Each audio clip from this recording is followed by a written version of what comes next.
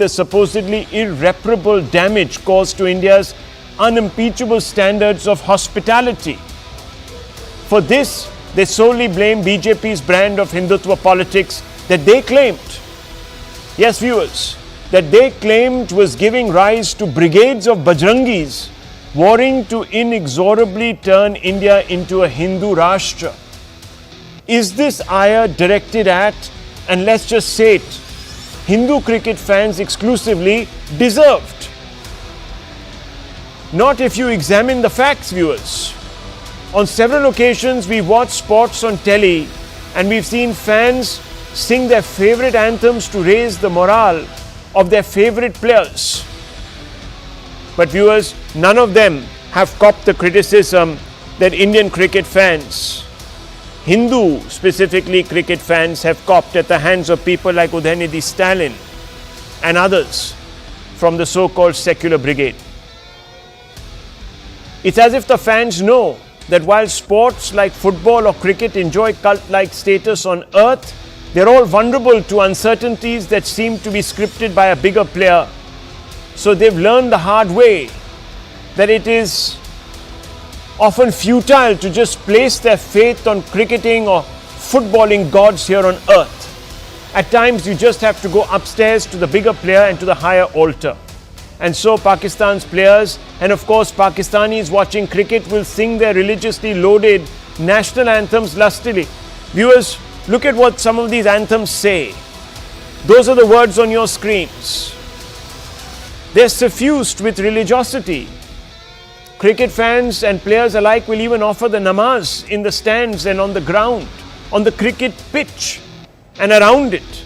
But you won't hear any of the so-called secular politicians of our country question the commitment of Pakistan's cricketers or their fans to secularism. You won't hear them say that Pakistan's fans and players are boors. The English cricket team and its boisterous fans sing God Save the King routinely in high octave from the bleachers. This is as if, as you all know, viewers, England's national anthem. On many grounds you will see the cross of St. George fluttering in the breeze, but no one pounces on the fans waving the fluttering religious symbol to declare them Latter-day Crusaders. Perhaps because there is simply no link between a fan's religious belief and, viewers, the way he looks upon and conducts himself while interacting with a game, with a sport. Britain, let's not forget, is a Christian state, but that hasn't stopped its citizens from being tolerant. In fact, if credible poll surveys are to be believed, a majority of Britons don't even describe themselves as Christians or even religious anymore. But no, viewers, if Indian cricket fans chant Jai Shree Ram, they must be Bajrangis. Now, viewers, these are just two facts. Here's another one. Before every Rose Bowl final in America, a performer, sometimes a big rock star celebrity, is enlisted to sing America the Beautiful. The fans sing along with gusto. The chorus never fails to lift spirits, to inspire and unite. But if you were to pay close attention to the lyrics, you'll realize that the anthem is a religious invocation. America may not be a Christian state, but it is an unabashedly Christian nation. Still, no one dismisses all the spectators as Christian fundamentalists. Flags of at least 64 countries bear religious symbols. Do all those who wave these flags at matches do so because they are flying the banner for an imminent religious inquisition? No, viewers, they're not. They're simply being patriotic. So then why is the ire of secularists only directed towards Indian cricket fans who invoke the Lord's name, or ISRO scientists who perform a puja to ensure their mission is blessed? Viewers, let me tell you, if the laws of cricket were as unfair, as discriminatory as the fatwas of the secular lobby, India would never, ever win. Hello, Moto. The big question is being posed tonight, courtesy Moto G54, India's most powerful 5G phone. But let's just open this up, viewers, because we have much to talk about, much to discuss this evening. And let's begin with Dr. Ranganathan. Dr. Ranganathan, you've seen it all play out. I think you tweeted perhaps earlier today or yesterday or something as approximate as the last 24 hours, calling out this hypocrisy. But it is singularly reserved for Indian cricket fans. And let me be very, very blunt here, for Hindu cricket fans. Why? Good evening, Rahul. There are two issues. In fact, I saw your primer, and I think on the left-hand side, you also have the topic of ISRO scientist, ISRO chief being trolled for, going to a temple.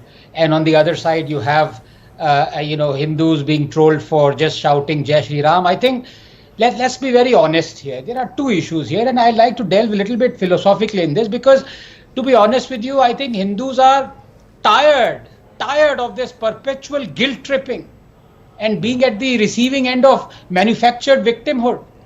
Those outraging at Jai Shree Ram being chanted are silent when Pakistani players boast of performing namaz in front of a stadium full of Hindus to humiliate them. They are the same people who claim Hindus provoke Muslims by taking religious processions through quote-unquote Muslim areas. I just don't get it, Rahul. The actions of one boisterous fan have been extrapolated to 1 lakh people by that same logic. Why are the actions of Owaisi always seen in isolation? Look, I wouldn't have done it, but then I wouldn't have screamed every day at a Muslim that Shiva was the only God. So Rahul, the essence of Azan, which is, quote, there is no God but Allah and no one has the right to be worshipped but Allah 4062, unquote, amplified through the loudspeaker 5 times a day, every single day, whole year round, is not provocative. But saying Jai Shree Ram to a Pakistani player who openly exhibited his religious zealotry is. Besides, provocation is subjective. Only violent people are provoked into violence. And talking of provocation, the very existence of a kafir is provocative. 98:6, 929, 456, 973, 2198, 470 and 100 other verses. The Muslims are under no obligation to follow the Ganga Jamni Tehzeeb or the so-called Bhaichara. In fact, their scriptures specifically ask them not to. Was it not Ambedkar or some other Sanghi who said Islam is a closed corporation and the brotherhood of Islam is not the universal brotherhood of man? It is the brotherhood of Muslims for Muslims only. For those who are outside this corporation, there is nothing but contempt and enmity. So was Ambedkar Sanghi now? As Pushpendra Kulshesh quips, भाईचारा भाईचारा कहते रहते हो, पहले पता तो लगाओ भाई कौन है और चारा कौन है. I mean, Rahul, are we trying to reinvent the wheel here? Please tell me. Al kufr milatun wahida. Disbelievers are one nation. Do not forget that disbelievers are allies of one another. 873. Do not take disbelievers as friends unless they convert and kill them if they refuse. 489. Also, remember how the best of friends gave away the locations of Hindus like Kanhaiya Lal and Kole who supported Nupur so they could be beheaded. And as far as Jai Shree Ram is concerned, Mahatma Gandhi even guilt-tripped us into chanting a bhajan whose devotional lyrics he secularized. But not anymore. Hindus are tired. Now point number 2. This is regarding this controversy over ISRO chief going to Tirupati to seek blessings of the success for the mission and later on thanking the God. Quote, I owe everything to goddess Namakal who leaves formulae on my tongue in my dreams. Who said this? Ramanujam. Quote, I always found solution to difficult engineering problems during the prayer of Fajr. Who said this? APJ Abdul Kalam. Narendra Kapani, inventor of the fiber optic cable, was a religious Sikh and believer in the divinity of the sacred gurus. Quote, Earth was formed by God in 6 days. Who said this? Raymond Damadian, inventor of the MRI. Would those Chauthi fails abusing ISRO scientists and chiefs for offering prayers at Tirupati for the success of their missions also now cancel Ramanujam and Kalam? Look, believers can be great scientists. Yes, as a Darwinian atheist, I for one believe that science is the antithesis of religion and that God does not exist, and that especially after the discoveries of Hubble and Darwin, scientists who believe in those discoveries must not believe in God as a creator. But this doesn't mean that those who believe he or she does exist cannot pursue science or be brilliant at it. And for heaven's sake, how shameless can you be when you scoff at a believer like the ISRO chief, but yourself believe that Prophet ascended to heaven on a horse, winged horse? So please, Let us not guilt trip Hindus anymore. We are simply tired of this. Simply tired of this, Sanjay Jha. Simply tired. This is now becoming an obsession with one side of our polity. Response, sir. Rahul, I'll take half the time that the previous panelists took, but I will request not to be interrupted. I have two short points to make. Point number one, in most sports, including cricket, especially in international tournaments, you have the national anthems that are played out for both the teams, the countries that are playing the match. And that's where basically it all ends. Thereafter, it's all the sport. You know, I'm a big cricket lover. You know that I have been part of that world for a long time. And frankly speaking, I have grown up, and I think so have you, and I may be wrong, of course, that cricket, we always say cricket in India is a religion. Now, I think there are people who are finding that religion is coming into cricket. I mean, there is an argument. I mean, let's not, you know, your program started by talking about secularists as if they are some kind of, you know, apostates. I mean, that's in the constitution. So please don't blame a secularist for being a secularist and having a viewpoint that some people may not agree with. I have 2 points to make though. Gautam Gambhir happens to be a member of parliament from the Bharatiya Janata Party. He's from the BJP. But I'll tell you what, Gautam Gambhir, I think before he is a BJP MP, he is a cricketer. He's played for India. And I think he's been an absolutely wonderful success story for India, including in the World Cup final in 2011. Guess what he said? None of us here, by the way, whether it's, I don't know whether Sushant Sareen has been the opening fast bowler or the other gentleman on the program has been a batsman. Gautam Gambhir played for India. He played against Pakistan. And by the way, an extremely pugnacious person and someone who, by the way, took no prisoners when he batted. He's also very aggressive with the way he speaks.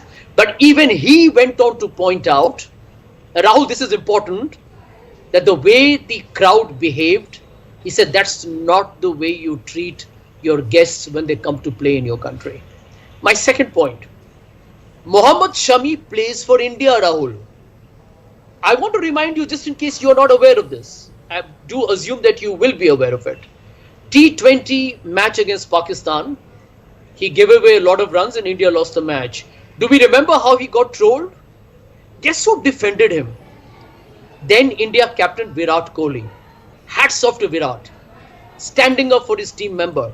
Guess what happened for Virat Kohli because he defended his team member saying this is horrible. Virat Kohli's child, an innocent young child, was threatened with the most vulgar physical act by an IIT student from Hyderabad. I can't even repeat the horrific stuff that was told. I want you to tell the people of maybe people can Google it, the credentials of the community to which that IIT grad belonged to. And that will tell you the kind of viciousness that has come into our country. Why was Virat trolled? Why was his child threatened with the most vile, unimaginable horror? Because Virat Kohli stood for Mohammad Shami. What a tragedy this has become. I can tell you, I know some of the cricketers of the past. I don't know the current crop. None of these guys play with any hatred in them. I saw pictures of, Virat Kohli giving his jersey to Babar Azam. That's the spirit in which you play the game. And I can tell you this much I have known. I will not disclose his name. I happen to know a very popular former Indian captain. Okay? People can speculate who it is. You know what he told me not so long ago?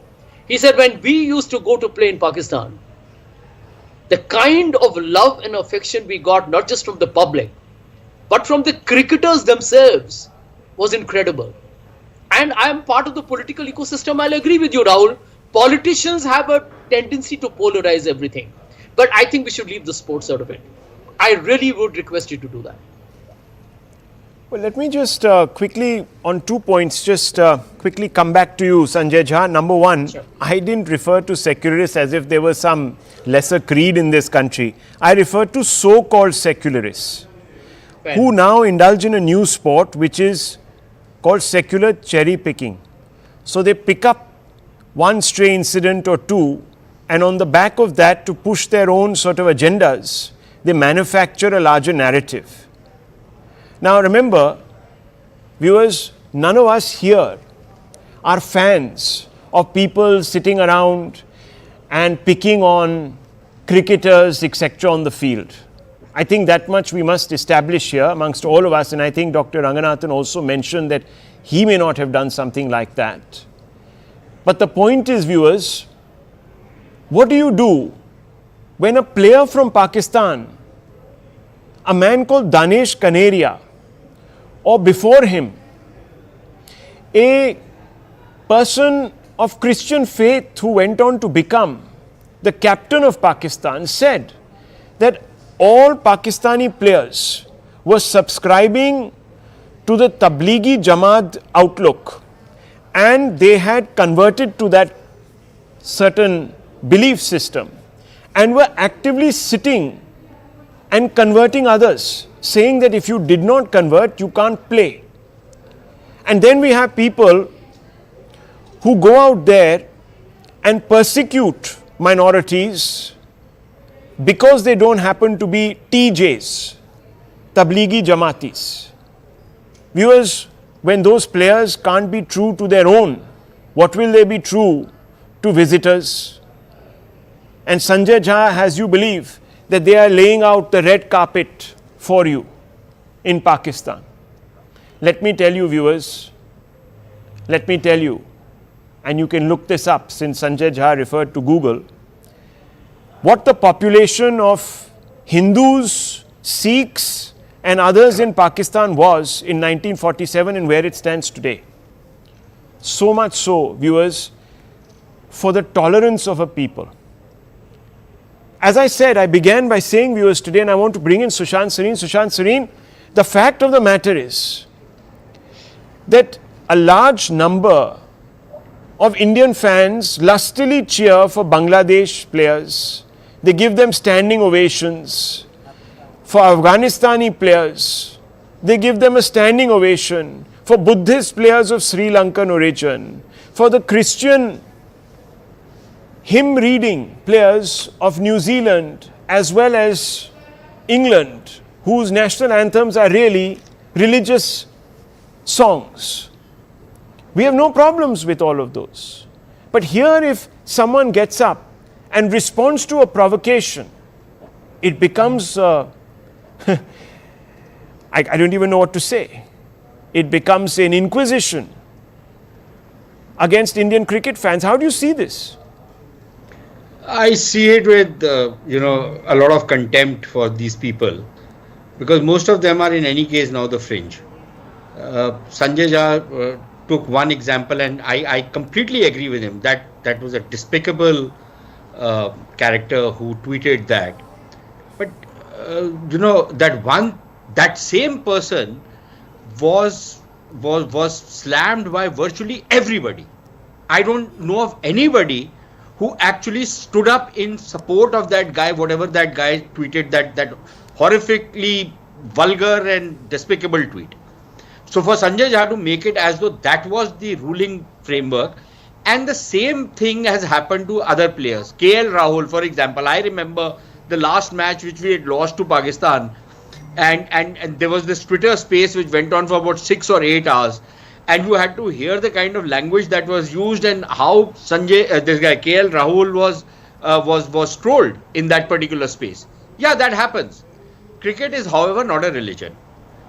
This is a tagline. This is a tagline to show that people are very passionate about it. But people are also very passionate about other things, increasingly so.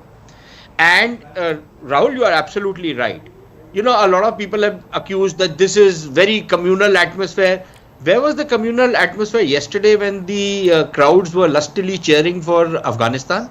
I don't know who was cheering for England, but I know definitely everybody was cheering for Afghanistan, and that's not exactly a mixed religious team. It's a team full of Muslims. Is that not right? The same thing, and you've given the other examples. So nobody gives a damn about anybody else's religion. But if the other side brings in religion, then I think there will be a pushback. When you decide that you are going to make this very overt show of religiosity on a cricket field, there will be pushback. If you are going to do it, somebody else is also going to do it, right? Then don't feel bad about it. it's the same Pakistani fans, the same Pakistani cricketers who have trolled other players because of their religion, because of everything else, and they have used a horrific kind of sloganeering and other stuff to troll people. That time I don't see any of these so-called secular guys, getting their knickers in a twist and getting very angry about it or fuming about it. I don't see them talk about what happens in Pakistan. And for this whole thing, that very good Mehman Nawazi in Pakistan, that same person who does a lot of good Mehman Nawazi is also the relative of a man who killed 230 people in bomb blast in Sanjay Jha's city. I don't know if Sanjay Jha remembers that particular incident, and has been responsible for numerous other murders. So don't give me this nonsense about, they all love us so much, there's so much of Mehman Nawazi. That's utter nonsense. You bring in the politics out there and then you see what they think of you, how they treat you. Let me give you another example, Rahul. Just on the day India won 1-2 against Pakistan, just 2 days back, there is a television program on Pakistan television. Your great icon Wasim Akram is out there. He's talking about it. And they have blanked out that particular bit. If you want, I can send you that clip. Okay, and it's very clear what he said. He's talking about a crowd and then very contemptuously, 1,20,000 हिंदुओं का crowd था. Do we say कि मुसलमानों का crowd था in Pakistan? We'll say Pakistani crowd was very hostile. Wasim Akram, who you will put on your head out here and laud him as though he's some kind of a cricketing god. He could have been a good cricket player, but I wouldn't. Forget it. I don't want to say it on your television channel. How much contempt I have for that third-rate fellow, and all of them. Waqar Yunus. मजा आ गया जब हिंदुओं के बीच में नमाज पढ़ रहा था. There was another fast bowler who, after he was thrown out of IPL, and incidentally, IPL stopped taking Pakistanis not during a Sanghi regime. It took it under the regime which even Sanjay Jha does not belong to now. He's been also thrown out. It was those people who stopped Pakistan coming into India, and for 6 years under their tenure. So don't give me this nonsense about, and that one fast bowler of theirs says, ye Hinduon ki zehniyat hai. When you speak like this, why shouldn't there be a pushback against you? And that trolling will happen. It tells you what many people in India think about the Pakistanis. And I don't have any problem with it, because that is the same treatment the Pakistanis mete out to us. Whether on their television screens, whether on the cricketing field, whether in stadiums, whether in other parts of the world where, there are mixed populations. It always happens out there. Yeah. So, getting your, a fire under your backsides because somebody decided that, he's going to do this. I don't see how it defines either India or how it defines Indian population. It does not happen with other teams. And if it happens with Pakistan, it's par for the course. It's par for the course. Okay, spoken very clearly. Okay, yes, Dr. Ranganathan and Sanjay Jha. Yes, Dr. Ranganathan. Yes, no, very briefly, Sushant Paji has said exactly, has elucidated all the points that every one of us have in mind. Maybe I can add a couple more. One of the examples that maybe it slipped his mind was one Pakistani commentator. When India lost, he told the Pakistani captain, "Kufr toot gaya." These are the kind of things that they talk about. They use us as even lesser than human beings with contempt. Now, the problem is selectivity out here. Sanjay, away from the panels, is a gentleman, a lovely person. On panels, he becomes so selective. If tomorrow I were to just talk about the people who attended the funeral of Yaqub Memon, tens of thousands of them, would I say that all the Muslims in India are budding terrorists? No, I wouldn't. Why do you cherry pick small things that then you extrapolate to everyone is behaving like that? Rahul, for example, just one example here. Just one example and you can respond. Yeah, just have patience, Sanjay. You have your time now. Finally, you see, Sushant said absolutely correct everything, but I have to say this, my philosophical point has not been addressed. Because if tomorrow I were to say, blare out 5 times a day that Shiva is the only God, you cannot worship any other God, will I be called a communal bigot or not? This question remained unanswered.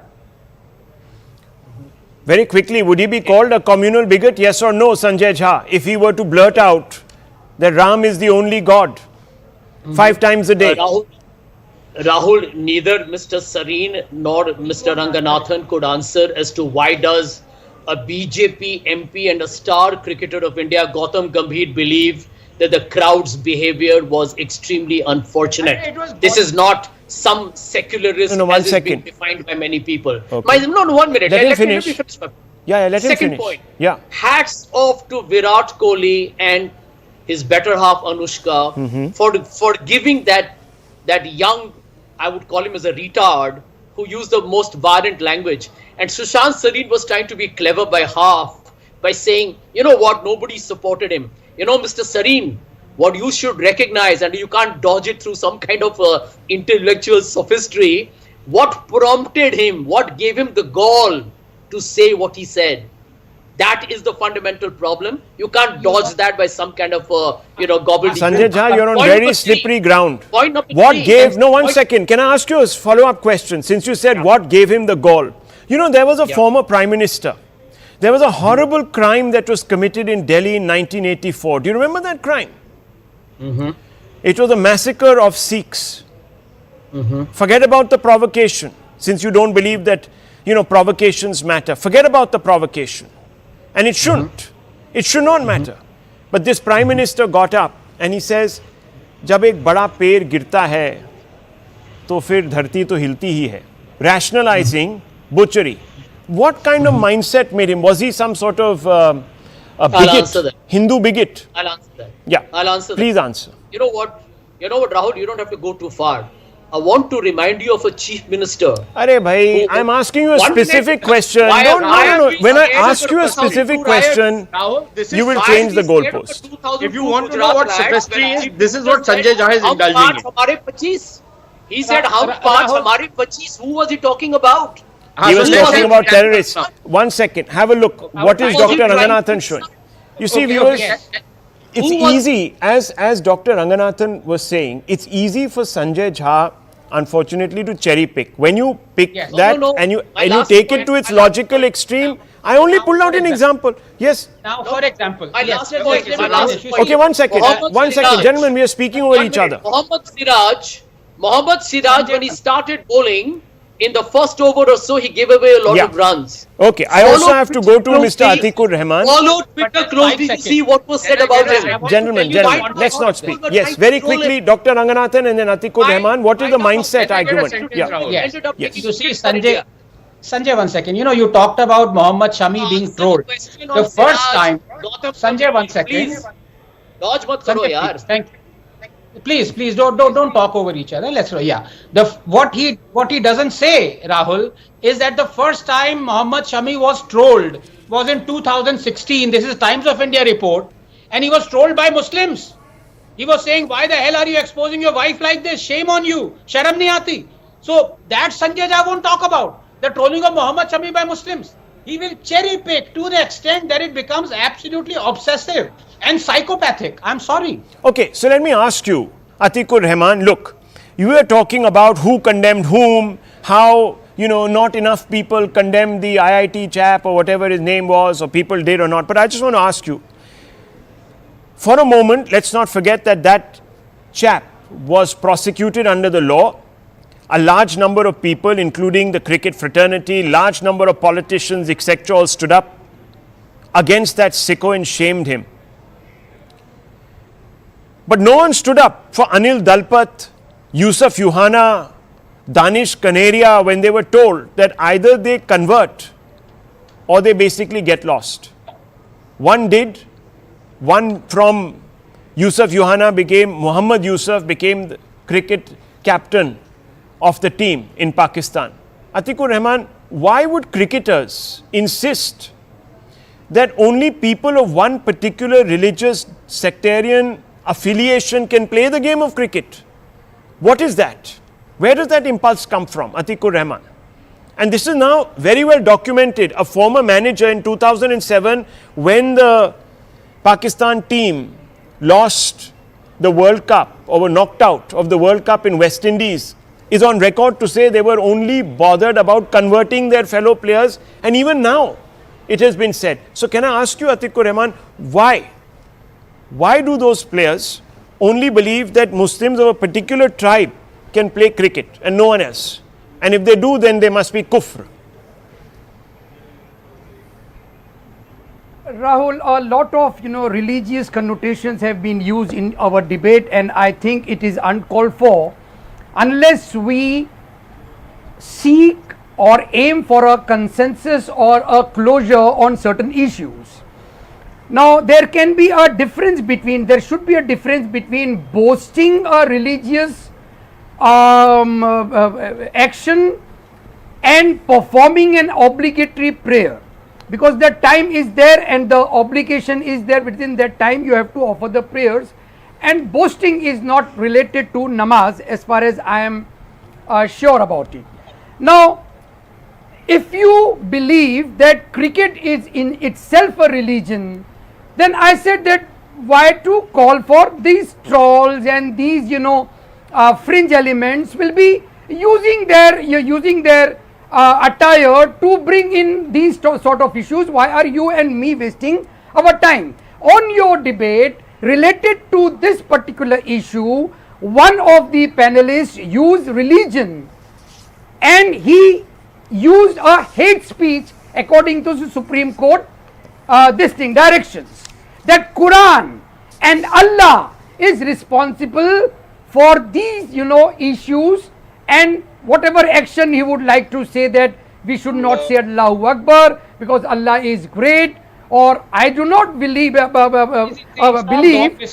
Vishwakarma is also having Mr. the same Rahman, he never said anything like of that. Prajapati He is didn't also say having the anything like same that. He connotation. said, So why, Rahman Sahab, why please. Now bring that's in- not fair. That's not fair. You are now whipping up hate against Dr. Ranganathan by misquoting him so that he also loses his head. Now hang on, just a minute. The point Quran here was is... misquoted, Rahul. No, please. The Quran was Mr. misquoted on your debate.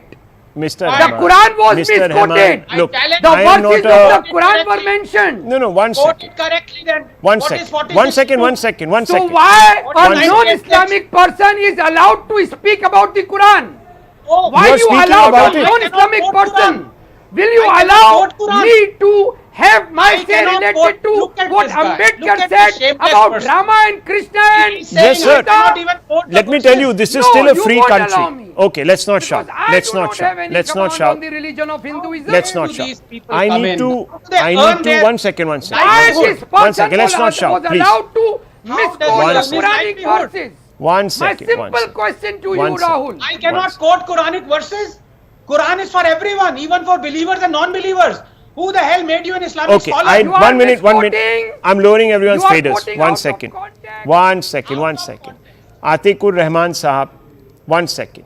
The question was very simple to you. I don't know why we went off on a, okay, fine. You have a problem with somebody quoting the Quran. It has been accepted. Your point has been accepted. Everyone has heard it. All the viewers have heard it. We will not quote the Quran. Okay? Apologies to you, sir, for quoting the Quran. Not nice to quote the Quran. Okay, fair enough. We accept your, and we apologize to you for quoting the Quran. Only Muslims must quote the Quran. But 1 second, 1 second. I want to come back to the question to you, Mr. Atikur Rahman, and let's not lose our rag here. Let's be calm. Let's be patient with each other. Everyone has had a fair amount of time to speak, and I want to give you that time to speak. I'm an understanding person. And I want to ask you, Mr. Rahman, now, very, very simply. I asked you a very simple question. And you can't get away by saying, oh, some people will try to, because, cricket is thought of as a religion. It's only a metaphor.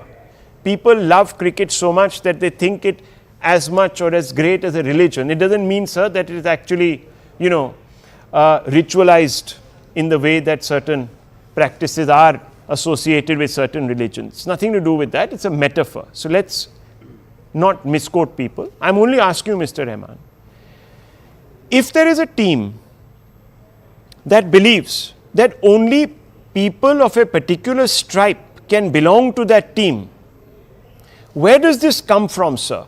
And does this thinking belong to a dressing room, a sports dressing room, or even a sport? Just asking you, sir. Yeah. Rahul, if you are, posing this question to that fellow of the Pakistani origin, you must make it clear in your mind that Pakistan is not only a terrorist state, but it is a bigoted Islamic state. Okay. And the things coming from the Pakistani people of such kind are full of bigotry. I'm so glad. Does Islam, can be connected with this bigotry? That's a larger question. And that's why I do not accept your apologies, but I will demand an apology to the person who said and misquoted. Mind you, quoting the Quran, I accept it, but misquoting and quoting it out of context is Earlier he was saying I can't even quote Quran. Earlier this so-called Islamic scholar, sham guy. No, I never was said saying it. I never said it. Replay Misquote. Replay it. Quoting out of Replay what you context. You said I Quoting cannot out even of quote Quran. context. Okay. And what Now, you who mean is out of interrupting, context? Rahul? Why See, don't One you second, quote one second. 40-62? Let him He finish. was Don't he attribute was stuff to demanding me. from Sanjay Okay, Jha one Don't second. One that attribute second. please stuff to me. One speak one second. by one. Whoever you are. One second, Now, one second. he Let me is just interfering. come in here. No, on this question, one second. Just let me just come in. Now, sir, you're an Islamic scholar. One second, Dr. Ranganathan. One second. You're an Islamic scholar, Atikur Rahman Bhai. You talk about context. There are certain ladies in Iran who talk about a particular context with regards to the hijab.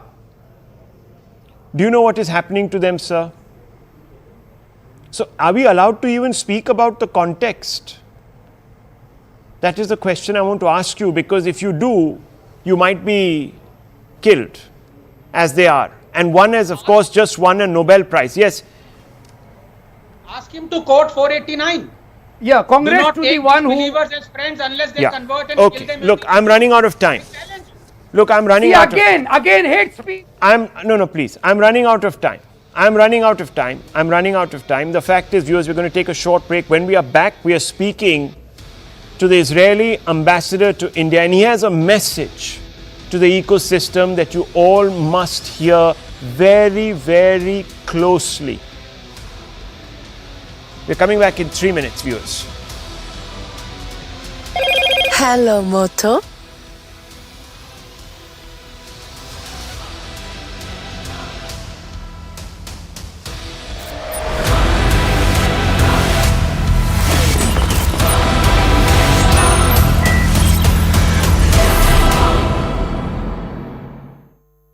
Electricity bill. Busy and normal and active place, but right now it's very nicely planned, well-built city with greeneries, clean streets and nice houses, but tragically there is nobody who is living right now here, and this is the town of Sderot, which was under heavy attack from Hamas terrorists on 7th of October. Of the thousands of rockets that were fired from Gaza targeting Israeli cities, many of them fell in the city of Sderot also. Ashkelon was also another city. Ashdod was the city when those who were attacked, and those are nearer to the Gaza Strip. These are the remnants of what is left, what had happened on the day when this attack happened on the city of Sderot.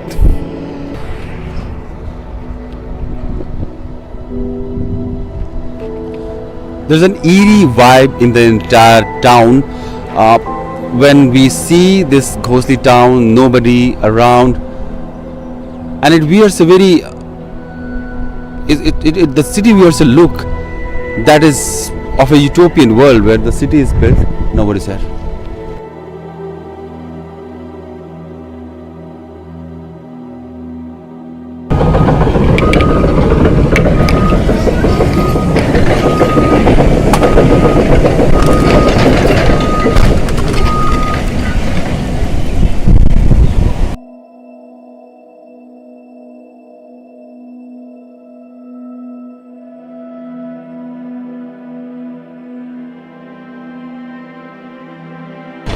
Behind me, what we are seeing is those JCB machines are clearing a debris of 7th of October when the entire region or the entire locality was taken hostage by the Hamas terrorists.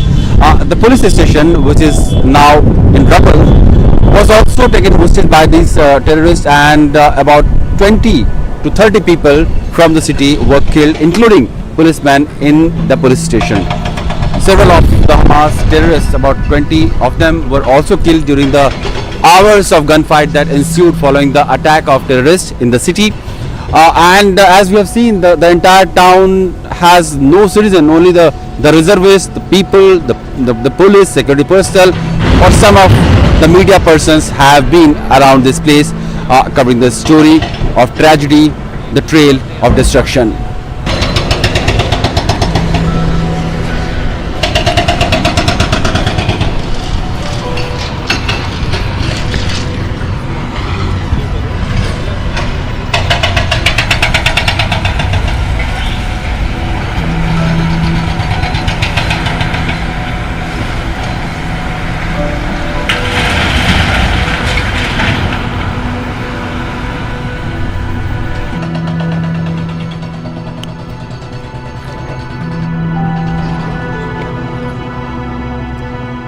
And the entire street, you would see for 100 meters there is not a single person that is visible, and entire town, buildings, hospitals, education institutes, centers of activity.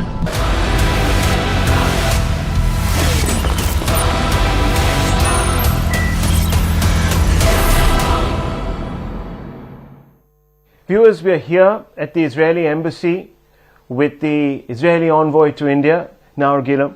Thank you very much, Ambassador, for speaking to CNN News 18. We've spoken earlier on other occasions, but never one as perhaps somber as this. First of all, condolences for all the losses that Israel has suffered in this dastardly terror attack. Thank you. The one positive, of course, is that Israel is getting a lot of sympathy, especially from the Indian government. You've already seen the Prime Minister's statements, and he's reiterated it at the P20 meet, where he also talked about the importance of snuffing out terror. How do you see the Indian government stand as of now? I was very much moved by the reaction not only of the Indian government, of the Indian people. It started very strongly with the Prime Minister, who very early, already on Saturday, a week ago in the afternoon, few hours after the whole thing started, and even the magnitude was not clear yet. I think that then we spoke about few tens of murdered. We didn't understand the magnitude.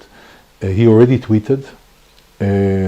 Following him, I got phone calls from all layers of Indian society, from ministers who said, you know, it's not protocol, I do it on a private capacity. I would like to share condolences from high civil servants, military men who phoned, businessmen, the biggest businessmen here either sent a message or phone.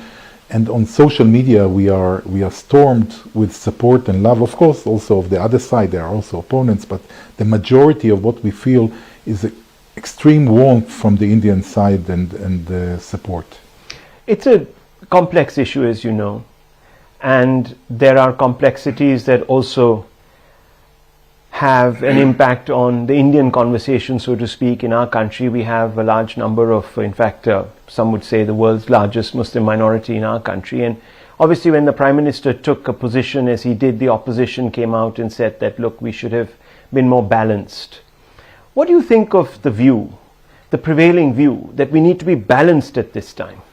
I think that this kind of attack that was perpetrated is unique and one of its kind. We never had it. This is early in the morning of Saturday and the Jewish holiday. ISIS, Hamas. Now, in the past I used to call it ISIS-like, but it's not ISIS-like. It's ISIS. Hamas, ISIS are the same. They came. They stormed 30 Jewish communities over the border. They butchered more than 1,300 people, babies, women, elderly, kidnapped. We have 3,000, more than 3,000 wounded. They kidnapped, we don't know exactly the number, but at least 130 people. Many babies they kidnapped, many elderly they kidnapped from the age of 9 months to the age of almost 90. Unbelievable. So I don't think it's parallel to anything. And I saw people trying to put it in a context, as you would call. There is no context, because if someone tries to put it in a context that there is the conflict, you justify in another way terrorism. There is no justification for terrorism, especially not for ISIS cruel, murderous activities. So I'm totally against people saying that it has to be put in the context of the Israeli-Palestinian because or that the Israeli reaction has to be balanced or the same magnitude.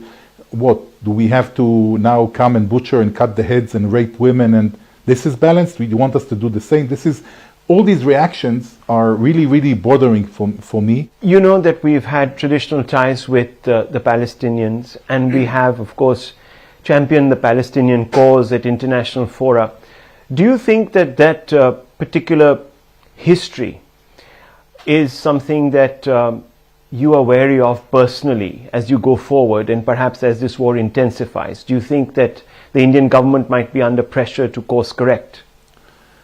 I don't think so, because the principal position is fighting terrorism has no limits, has no borders, has to be very strong and clear. I hope that, and I believe that the Indian government holds this position and will be also persistent on that. Of course, there will be more and more calls coming out, and when you see more pictures from the other side, but I think the line has to be kept. These elements like ISIS have to be eradicated of earth. These are people that have no conscience. You know, among the dead and the murdered, the butchered, the kidnapped, there were many foreigners, including Muslims, by the way, Muslim Arab Israelis. They couldn't care less. They couldn't care less who they were killing. They were killing just for the sake of killing and creating panic in the population, and that has to be eradicated. And I think all the normal countries in the world who want to make the world a better place should support Israel in eradicating these elements. How do you respond to those who say that this is now collective punishment? This is not just about eradicating the Hamas, but you've just had the Egyptians, and they've come out and said that this is now imposing a collective punishment on the Palestinian people. Let's agree that we have to eradicate this organization. Once you understand that, and you understand the fact that they are using their population as human shields, so there are 2.2 million people in Gaza, we requested the population to evacuate to the southern part so we can work without civilian population. Many have accepted it, but Hamas was starting to shoot at them and stop them and not let them go south because they don't want to confront us without the human shields. So it's not about punishing, it's about going after the perpetrators, bringing back the kidnapped. So we have very clear ideas and intentions, and we are not the ones occupying Gaza. From 2005, Israel left Gaza. Gaza is under occupation, it's true, under occupation of Hamas. The people are hostages by the regime there. Well, some people will say that you've turned the Gaza Strip into an open-air prison, and there are people from Palestine who've been on my show, and that's what they've accused you of. They've said you've constructed an apartheid wall, that there is state apartheid, that Palestinians are not given equal rights, they are checked when they come into Israel, they are subjugated to dehumanizing checks, etc., etc. How do you respond to those people? So first of all, there can't be apartheid when they are alone. It's their own country under their control. There is no one Jew. From 2005, no one Jew there. So the word apartheid, I don't understand it. If you have your own regime, don't have Jews, we are not in control. Hamas is in control. So I don't get it. And first, they also have an exit to Egypt. People forget that. They have an exit, a border with Egypt. Seemingly, they didn't have any problem bringing in a lot of ammunition, rockets, TNT, whatever explosive, whatever they brought in. No problem. Cars, pickups, motorcycles that were used to go in ISIS kind of operation. So I think that first of all, it's an international border for us, and we are entitled to open or close it. You can decide if you open your border with Pakistan or you close the border with Pakistan. So I'm not compelled to bring anyone from Gaza into Israel. We are a sovereign state and we can do whatever we want. But in contrary to that, I would say that in the last year and a half or so, Israel was making a great effort to improve the level of life in Gaza, and was bringing in many workers, 15,000 I think a day more or less. These people helped a lot the Gazan, because everyone like that is supporting maybe 20 people of the family. They bring good salaries from Israel, and there was a growth and some prosperity, relative prosperity in the economy. But Hamas don't care about it. We thought that when we do that and we improve the level of living, so Hamas will have another incentive or disincentive to to create problems. And that was part of the surprise and the misconcept that we had. But Hamas represents democratically, since at least 2007, its public, and it's not as if the public there, the Palestinian public, has it out for them. They're not sort of reacting to them. How do you draw this distinction? So first of all, they don't have elections. They had, yes, but they don't. For many years, they didn't have elections. So this is called one election system. You elected once, and from that time on, you don't. I'm telling you that there is opposition. There are videos coming out. There are talks. We see here people, but they're afraid. Also, people in Iran are afraid, and from time to time there is an outbreak. But in general, people are discontent, and more than 50% of the population probably in Iran. But yet, the outbreaks, out of fear of the governments and the power of the governments, they are scarce. So I think it's a dictatorship for many of the people. Some are supporters of, some are enjoying. That we in the first day we bombed there, the most privileged neighborhood, where we evacuate. We told them to evacuate first. Where all the heads of Hamas, all the villas of the heads of Hamas. So they have a good life. These who are inside, but most of them are living in Qatar, in Istanbul, in different capitals, having a very good life, sending their people to die and to suffer. They don't care less. Bombing campaign from the air will obviously entail some collateral damage, and we are now getting images of obviously civilians there also being killed. Now, how far can you go? Because there's only that much you can do to break down Hamas through the air. Is there a land invasion now imminent? So we say that we are going land. I mean, we accumulated huge forces around Gaza. We understand that in order to eradicate Hamas, you will have to go in. You will have to catch them. In order to free the hostages, you will have to go in. So it's very clear to us that we are going to ground operation.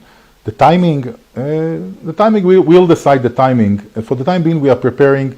We are trying to prevent civilian casualties. So we are announcing before to evacuate. People who did evacuate will not be harmed. We defined safe places for people who leave their homes where they can go, and this will be, no attack zone. So people can be there under UN hospitality or others, and have safe time until this war is over. President Biden said it's a bad idea to go through the land route. No, he said it's a bad idea to conquer, which is something different, I believe. Taking the grand route is not conquering. Conquering is a different. One of the problems will be how do we come out of it? How we go in, we know. But how we can create there something that is stable enough and strong enough to sustain it in a mode that is not threatening Israel and is also conducive to the local population. That will be a challenge. I've been reading a lot of course, the Israeli press, and they're also very divided. So there is opinion that the Prime Minister, Netanyahu, his government, supported by extremists, is really just a mirror image of what Hamas and its outlook is. And that it hadn't made things easier. You pushed perhaps Hamas and the people, their backs to the wall. What else could you expect? The root cause has not been addressed. So I would say, first of all, it's not a mirror image. You can like or dislike a certain coalition in Israel. It was after 5 election campaigns, they were elected. This is the government in Israel. Now we have a unity government. I mean, at least for the time being, Gantz went in, his party went into the coalition. So it's a wider coalition. Anyhow, there is no comparison whatsoever. And I would say more than that. This government continued the policy of letting people work in Israel, letting the Qataris pour in money which went to terror, letting them have cement and metal for building civilian building that was abused for building underground tunnels and rockets. So all of that was continued by this government as the previous one. Anyone who's criticizing Israel today is an apologist for terror and for Hamas. Is that the way you're looking at this? No, I don't see that. But I think that people who didn't come out on last Saturday with a very clear condemnation of the inhumane terror action, butchering, beheading, rape, kidnapping children, babies, who did not condemn it, does not have the right to speak now. Iran is very much connected. I'm not sure that we can now say that they are connected to every detail of the planning, but they are for the training and the equipping and financing of Hamas and Hezbollah in the north. What you see now in the north, that Hezbollah is trying to, or Iran is trying to heat the border through Hezbollah. And 2 days ago, the Iranian foreign minister went and met in Beirut. Who did he meet? Hamas, Hezbollah, and Islamic Jihad. You know, the Iranians are very, very strong into the picture. And I think that's why the Americans decided, they understood that it's a bigger picture. It's not, again, one of the small escalations between us and Iran. These people are against us, also against India. Think of it, that the change in the Middle East, with the Abraham Accords, with the I2U2, with the change of, now we're speaking of creating a route from India to Europe, to the Mediterranean, through the Gulf countries, Saudi Arabia and Israel, they understood that this route is threatening them, even the Iranians, but also other elements in the world. And all these are against our attempts, mutual attempts, to create prosperity and peace, and talks between Israel and Saudi Arabia. All of that they're trying to derail by doing this. Thank you, Ambassador, for speaking your mind as always and taking a firm position. I think millions of Indians here understand what Israel is going through, because we have, of course, been victims of terror ourselves, and Islam is terror at that. Thank you very much for watching. Thank you. Thank you.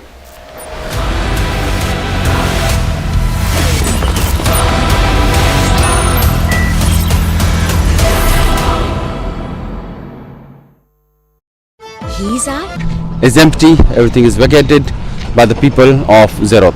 So we are joined by Adna, and she is 71-year-old. She is one of the few who has not left the city of Sderot, which has been under attack in the last 7 days. We have seen, like on 7th of October, there was a massive massacre, a rampage of Hamas terrorists, which went on for hours in the city. And after that, security forces have taken hold of the city, but many of the civilians, almost entire civilian population, has fled from the spot. Ma'am, you are still here, so why didn't you go? I didn't know because I trust to the God help us, the God love us, and we are the hero, not the Hamas.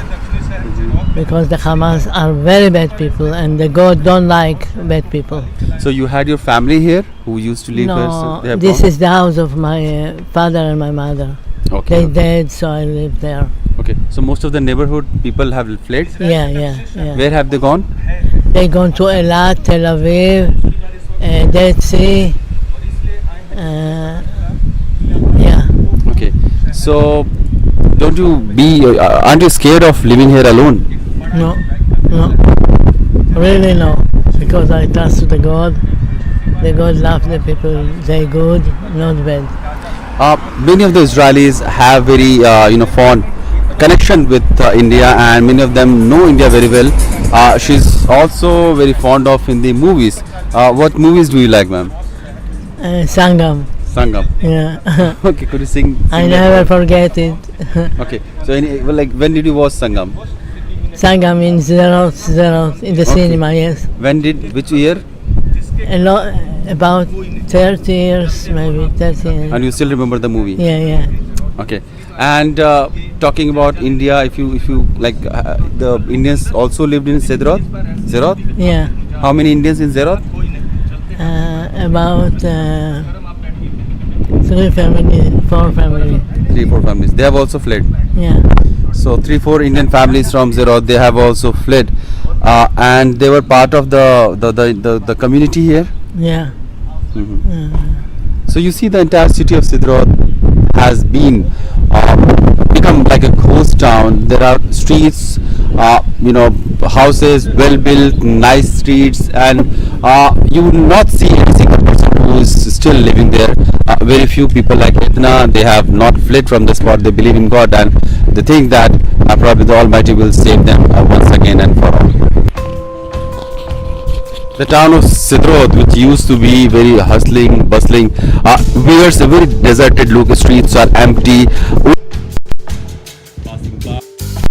Free any emergency vehicle, or people who have been, some of the media people also visiting the place. But mostly the citizens of this city, they have fled, fearing their security and safety, and also that the security establishment of Israel asked them to leave because they feared that many of the Hamas terrorists could be hiding in the garb of being citizen of the city.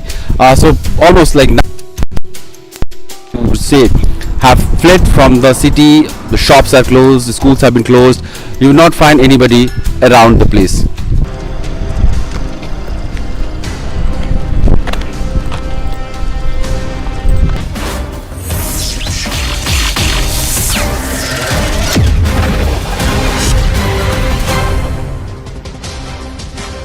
Good evening, hello and welcome. You're watching The Right Stand here on CNN News 18 with me, Poonam Burde. Before we get into the big debate for tonight, let me take you some of the highlights of the day. Home Minister Amit Shah inaugurated a Ram Mandir themed Durga Pandal in Kolkata. The Pandal has drawn inspiration from the under construction Ram Temple in Ayodhya that is going to be opening its doors to devotees in January next year. A report by the Climate Vulnerable Forum has revealed that India, Indonesia, the United Kingdom and Switzerland are the only major economies in the world that are on track to meet with their Paris Agreement goals by 2030. This report highlights a disparity in climate action, with major economies